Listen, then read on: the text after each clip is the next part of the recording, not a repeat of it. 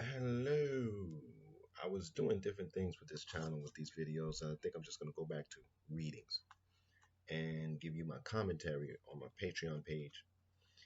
YouTube is not allowing too much commentary, not any good commentary. They're demonetizing. That's why everybody's going behind paywalls.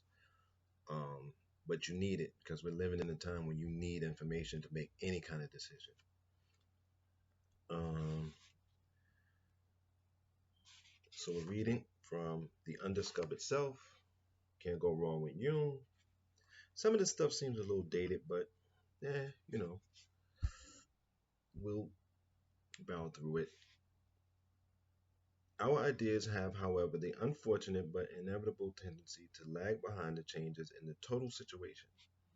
They can hardly do otherwise because so long as nothing changes in the world, they remain more or less adapted and therefore function in a satisfactory way.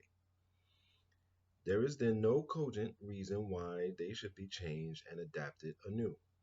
Only when conditions have altered so drastically that there is unendurable rift between the outer situation and our ideas, now become antiquated, does the general public of our Weltanschauung or philosophy of life arrives, and with it the question of how the primordial images that maintain the flow of instinctive energy are to be reoriented or readapted. They cannot simply be replaced by a new rational configuration, for this would be molded too much by the outer situation and not enough by man's biological need.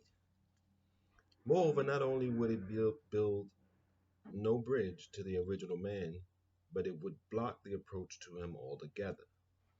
This is in keeping with the aims of Marxist education, which seeks, like God himself, to mold man, but in the image of the state. Today, our basic convictions have become increasingly rationalistic.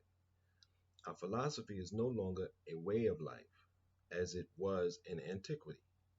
It has turned into an exclusive intellectual and academic affair. That's true, but it shouldn't be. Our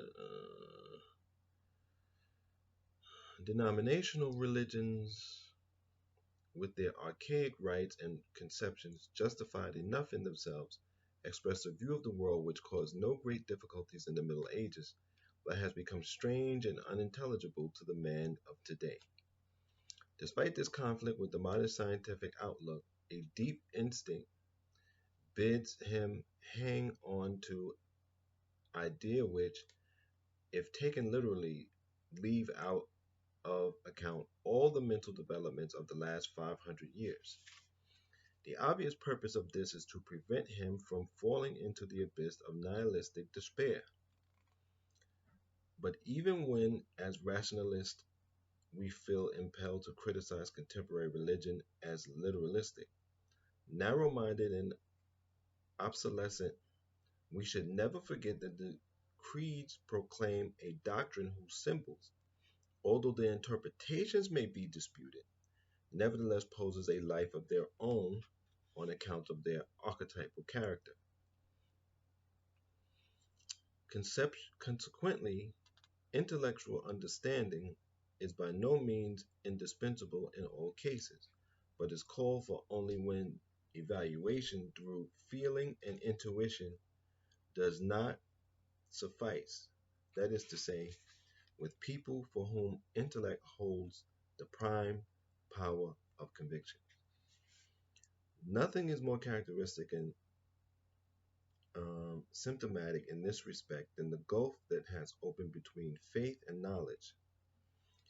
The contrast has become so enormous that one is obliged to speak of the incommensurability of these two categories and their way of looking at the world, and yet they are concerned with the same empirical world in which we live. For even theology tells us that faith is supported by facts that become historically perceptible. And this known world of ours, namely the Christ, was born as a real human being, worked many miracles, and suffered his fate, died under Pontius Pilate, and rose up in the flesh after his death. Theology rejects any tendency to take the statements of its earliest records as written myths, and accordingly to understand them symbolically.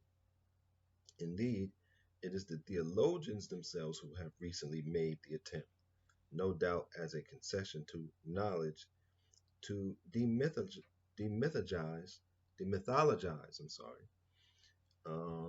the object of their faith while drawing the line quite arbitrarily at the crucial points. But to the critical intellect, it is only too obvious that myth is an integral component of all religions and therefore cannot be excluded from the assertions of faith without injuring them. And